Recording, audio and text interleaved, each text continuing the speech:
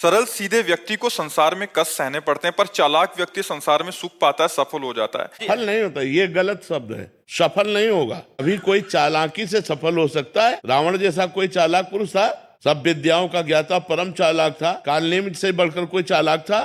पूरी संजीवनी बूटी जैसी ही द्रोणागिरी में हर औषधि को कर दिया और साधु बनकर बैठ गए। हनुमान जी ने मार डाला, राम जी ने रावण को मार डाला, रहा न को कुल रोवन हारा। चालाक पुरुष सफल कैसे हो सकता? नहीं, सीधा सरल पुरुष कष्ट पा सकता है, पर सफल सीधा और सरल सच्चाई पर चलने वाला हो। जैसे धर्मराज युधिष्ठिर बिल्कुल सीधे थे, यहां तक इतने सीधे थे कि युद्ध क्षेत्र में कल कौन सी रणनीति है वो जाके दुर्योधन सीधे पूछ लेता था। भ्राताश्री कल कौन सा चक्रव्यूह रचना है वो बता देते थे। इसीलिए भगवान दो बैठक करते थे, एक युधिष्ठिर के साथ और एक युधिष्ठिर से अलग। युधिष्ठिर के साथ जो बैठक की वो चक्रव्यूह रचना ही नहीं होगी, क्योंकि वो दुर्योधन को पता हो। इतने सरल थे कि वो आके पूछ लेते, वो पूरी बात बता देते थे। तो आप देखो विनाश किसका हुआ? चतुर चालाक, जिसके साथ शकुनी, दुशासन, कर्ण, दुर्योधन के साथ इतने चालाक, चालाकी की हद थे ये लोग। तो क्या ये लोग सफल हुए?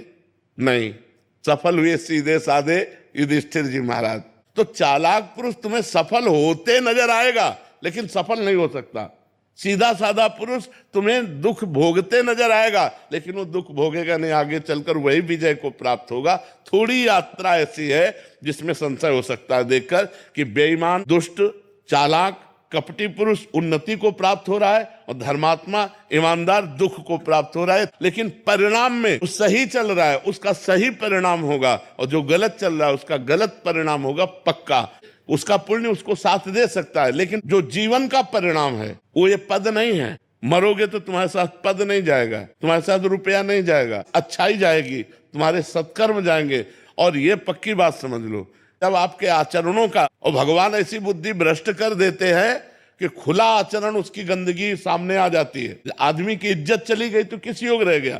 तो ये पक्का समझ लो, अच्छा पुरुष और धर्मात्मा पुरुष दुखी हो सकता है लेकिन हार नहीं सकता। विजय को वही प्राप्त होगा, ये निश्चित बात है। सामने से तो बहुत सुंदर दिखाई दे रहे और पीछे जो पाप कर रहे तो मालिक देख रहा है, उसका हिसाब मालिक करेगा। मालिक की दुकान में है सबका जीवन खाता, पाई भर का भी चूक नहीं होती हमारे मालिक से। एक एक बात का हिसाब होता है। अगर हमने अंगुली भी उठाई है तो उसका भी हिसाब है कि क्यों उठाई और कैसे उठाई। परमात्मा सबको देख रहा है, इसलिए ये मत जानो कि कोई देख नहीं रहा है, हम अच्छाई कर रहे हैं, हमें बुराई पर बुराई मिलती चली जा रही, कोई हमारे देख नहीं। परमात्मा देख रहा है। और जो एक है कि मैं छल कपट बुराई से बढ़ रहा हूं, तो देख लेना तुम नष्ट हो जाओगे।